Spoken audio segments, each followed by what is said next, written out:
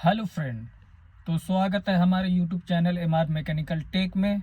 और आज हमारे पास है बोलेरो नियो N4 BS6। और इसमें समस्या है DPF सूट मास हाई और DPF suit mass vary high. तो ये बोलेरो BS6 की लगभग BS6 की गाड़ियों का ये काफ़ी कॉमन फॉल्ट है और इसमें मैकेनिक काफ़ी बहुत ज़्यादा परेशान रहते हैं और साथ में कस्टमर भी परेशान रहता है इस फॉल्ट को ट्रेस करने में। और कई रीजन से ये फॉल्ट आता है। तो आज हमारे पास यही गाड़ी आई है बोलेरो BS6 न्यू। और फॉल्ट कोड आप P2463 इसका फॉल्ट कोड बनता है DPF सूट मास हाई का। तो ये फॉल्ट कई रीजन से आते हैं, कई कारण से आते हैं और बहुत परेशान करने वाला ये फॉल्ट है जिस पे हम जैसे मैकेनिक बहुत परेशान रहते हैं। तो आज हम इसी फॉल्ट को ट्रेस करेंगे और जानेंगे कि इस गाड़ी में क्या दिक्कत थी जिसके कारण DPF सूट मास हाई हो जा रहा था।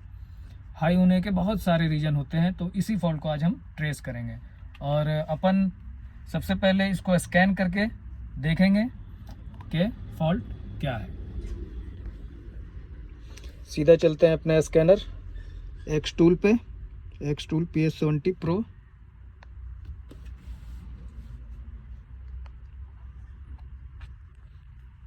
तो ये ऑन हो चुका है डायग्नोस्टिक। और चले जाएंगे हम इंडियन में। ये रहा हमारा Indian Mahindra. It's diagnostic Bolero new. ये रही system selection, engine management, read travel code. तो देखिए ओनली P2463 DPF सूट मास high, DPF suit mass vary high, यही फॉल्ट बन रहा है और दूसरा कोई फॉल्ट नहीं है। और इस गाड़ी में समस्या जो है ये काफ़ी पुराना है। ये हर बार रीजनरेशन होती है, गाड़ी जीरो हो जाता है सूट मास, फिर से ये 100-200 किलोमीटर 50-100-200 किलोमीटर चलती है और फिर से हाई पे आ जाता है। ये बार बार रीजनरेशन होती है और बार बार ये सूट मास इसका हाई कर दे रहा है। तो इसका कारण क्या है? इसके कारण को हमें समझना पड़ेगा कि इसकी कहाँ पे क्या दिक्कत है। फॉल्ट तो स्कैनर में बता रहा है DPF सूट मास हाई, वो दिखा दिया DPF सूट मास हाई हो गया, लेकिन हाई किस कारण से हो रहा है इसी को आज हमें समझना है कि ये हाई क्यों हो रहा है। हाई तो स्कैनर ने बता दिया, अब हाई हुआ क्यों उस चीज़ को हमें ढूंढना है इस गाड़ी के अंदर। अगर वो चीज़ उस फॉल्ट तक अपन पहुंच गए तो ये सही हो जाएगी गाड़ी, अन्यथा नहीं सही होगी। ये सूट मास का फॉल्ट इसमें बना रहेगा हमेशा। अपन इसको जीरो करके रीजनरेशन करके गाड़ी को दे देंगे, ये गाड़ी कुछ टाइम सही चलेगी और फिर से यही प्रॉब्लम वापस से गाड़ी के अंदर आएगी DPF सूट मास हाई की। तो हमें सबसे पहले उस पार्ट को पकड़ना है, उस पार्ट को चेंज करना है, उस पार्ट तक पहुंचना है जो पार्ट DPF सूट मास को ख़राब कर रहा है। वो कोई ना कोई पार्ट इसके अंदर है डैमेज, या तो टर्बोचार्जर या इसकी डीजल लाइन, टैंक की मोटर, या कोई इंजेक्टर वगैरह, या इंजन अगर ऑयल कंज्यूम कर रहा तो भी ये फॉल्ट बनेगा। और भी बहुत सारे रीज़न हैं इसके, डेल्टा प्रेशर सेंसर है। तो इसी को आज हम ढूंढेंगे कि ये बार बार DPF की सूट मास को हाई आखिर क्यों कर रहा है। आप इसमें स्कैनर पे देखिए सिर्फ DPF सूट मास का फॉल्ट बन रहा है और इसमें अदर कोई फॉल्ट नहीं है, सिर्फ DPF ट्रबल कोड देखिए DPF सूट मास P2463 और अन्यथा कोई फॉल्ट इसमें नहीं शो कर रहा। अब बाकी हमें मैनुअली, बाकी जो हमें है मैनुअली ही चेक करना पड़ेगा कि इसके अंदर क्या ऐसी कमी है जो DPF सूट मास हाई कर रहा है। या क्या DPF चौक है, क्या इसकी टर्बो चार्जर फेल हो चुकी है, या इंजन फेल हो चुका है, या इसके डेल्टा प्रेशर सेंसर में कोई दिक्कत है, या इंजेक्टर बैग लीक है। तो आइए चलते हैं गाड़ी के इंजन डिपार्टमेंट में और चेक करते हैं। हाँ, सेल्फ लगा।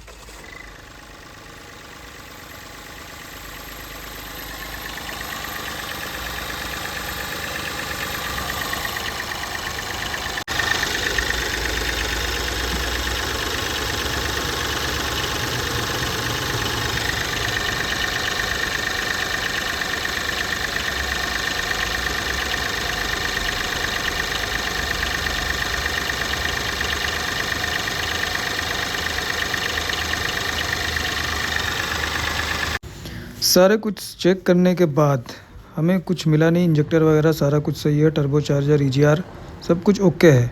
इसकी मेनली फॉल्ट है इसकी DPF के अंदर। इसकी DPF है चौक, तो इस DPF को मैं निकालता हूँ बाहर और इसे करूँगा मैं क्लीन।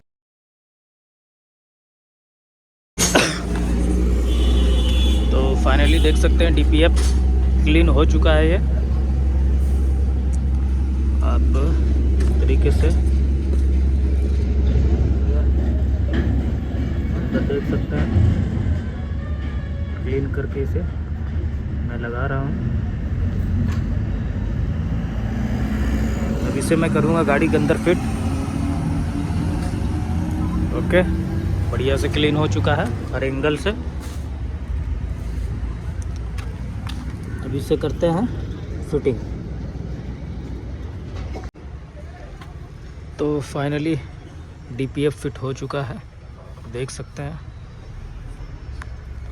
यह है DPF वाली पार्ट, पूरी फिट हो चुकी है। अब इसे मैं करूँगा रीजनरेशन गाड़ी स्टार्ट करके। सूट मास को करूँगा बिल्कुल 0-0। उसके बाद गाड़ी की लेंगे टेस्ट ड्राइव। तो फाइनली हमारी गाड़ी ओके हो चुकी है। इग्निशन करेंगे ऑन।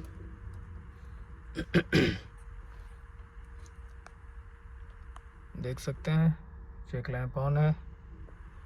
और अपने स्कैनर पे आ जाते हैं। क्या फॉल्ट कोड बन रहा है अभी हमारे स्कैनर के अंदर। तो ये महिंद्रा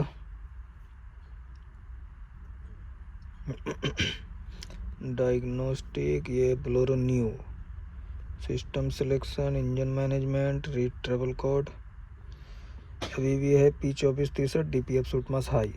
तो इसे हमें करना पड़ेगा रीजनरेशन। ओके फ्रेंड, तो इसे मैं रीजनरेशन करता हूँ, फिर मिलता हूँ। बाकी रीजनरेशन वाली वीडियो मैं डाल चुका हूँ, आप वहाँ जाके दूसरे वीडियो पे देख सकते हैं। वही प्रोसेस इसमें भी है। रीजनरेशन देख सकते हैं सक्सेसफुल कंप्लीट हो चुकी है। ओके, गाड़ी स्टार्ट है और इसे मैं करूँगा ओके। गाड़ी के अंदर देख सकते हैं किसी तरह की कोई चेक लैम्प नहीं। ट्रिप A 47 किलोमीटर और नीचे भी आप देख सकते हैं 163 1,10,163 किलोमीटर चली हुई है गाड़ी। अब इसकी लेते हैं हम लोग टेस्ट ड्राइव। और स्कैनर पे भी फॉल्ट कोड देख सकते हैं, नो ट्रबल कोड है। ये Bolero neo, system, engine management, read trouble code. तो नो DTC फंड आ चुका है। सूट मास भी 0 है।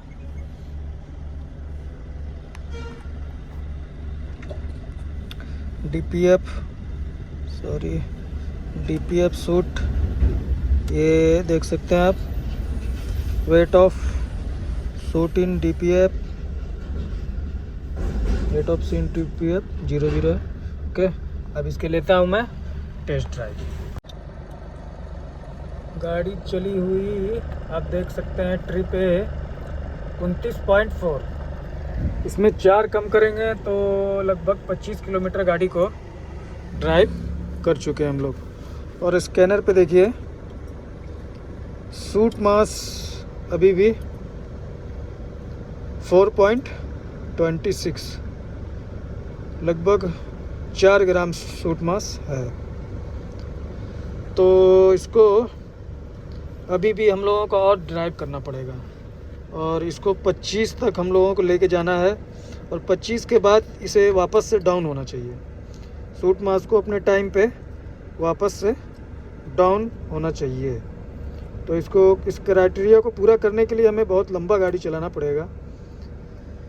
अब इसी से आप समझ लीजिए कि 25 किलोमीटर पे ये 4-4.5 ग्राम के आसपास पहुंचा हुआ है। तो अंदाज़ा लगा लीजिए कितना ज़्यादा गाड़ी को ड्राइव करना पड़ेगा हमें।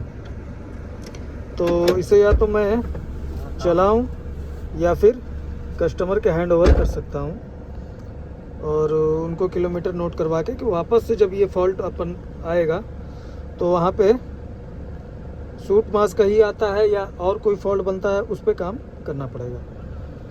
ओके फ्रेंड, तो फाइनली फ्रेंड आप देख सकते हैं गाड़ी को मैं 67 किलोमीटर ड्राइव कर चुका हूँ।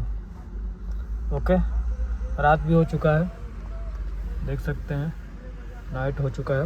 वर्कशॉप में मैं फ़िलहाल अभी हूँ। और सूट मास आप देखिए, wait of suit in DPF 7.21 है। तो 67 किलोमीटर गाड़ी चलने के बाद 7 ग्राम सूट मास इसमें बता रहा है। तो है तो ये नॉर्मल, पर प्रॉब्लम अभी इसकी सॉल्व नहीं हुई है। इसमें एक्चुअली में गाड़ी 250, 300, 400 किलोमीटर चलने के बाद वापस से सूट मास हाई का इसमें फॉल्ट आता है। तो अभी हमारा प्रॉब्लम पूरा सॉल्व नहीं हुआ है। अब इसी कंडीशन में मैं गाड़ी को कस्टमर का हैंड ओवर करूँगा और इस गाड़ी को अब मैं बुलाऊँगा 100 किलोमीटर चलने के बाद, और वहाँ पे चेक करते हैं सूट मास की कंडीशन वहाँ पे क्या बताता है, तभी आगे कुछ हमें पता चलेगा। ओके फ्रेंड, तो अब वापस से गाड़ी हमारे पास आई है और अब गाड़ी चली हुई है 164 किलोमीटर।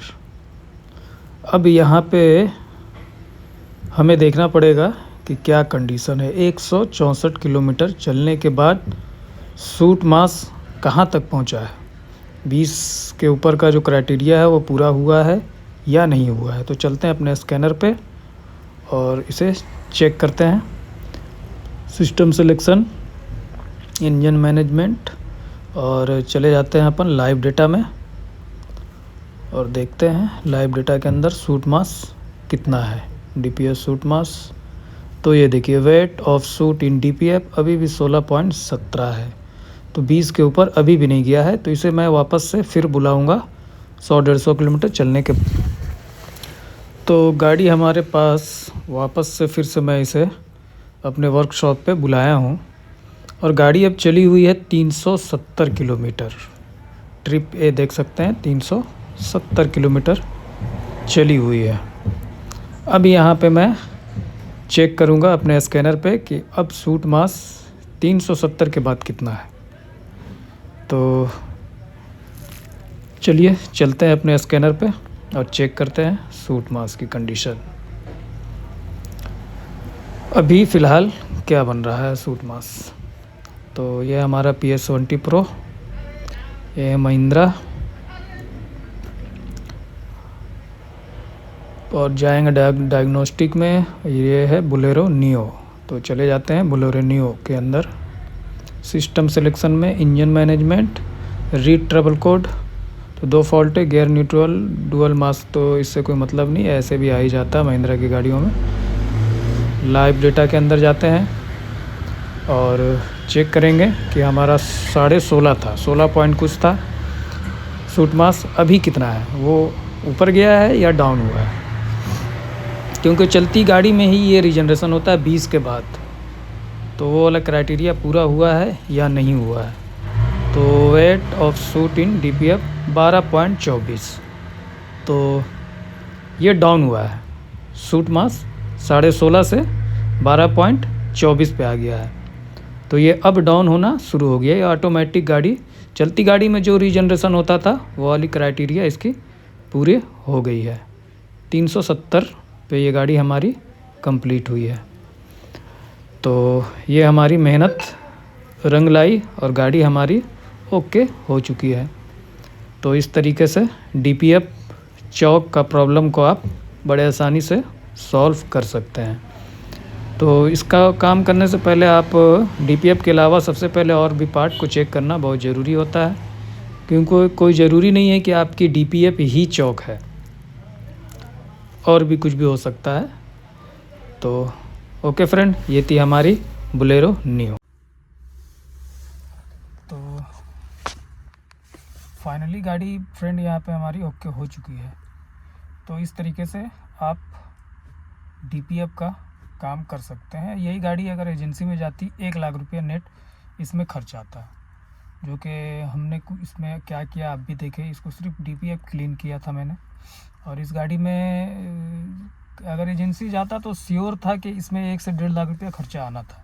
वो DPF चेंज होता है, जबकि मैंने उसी के ऊपर काम किया, DPF के ऊपर ही काम किया है, उसको क्लीन किया और गाड़ी देखिए हमारी ओके हो चुकी है। Okay friend.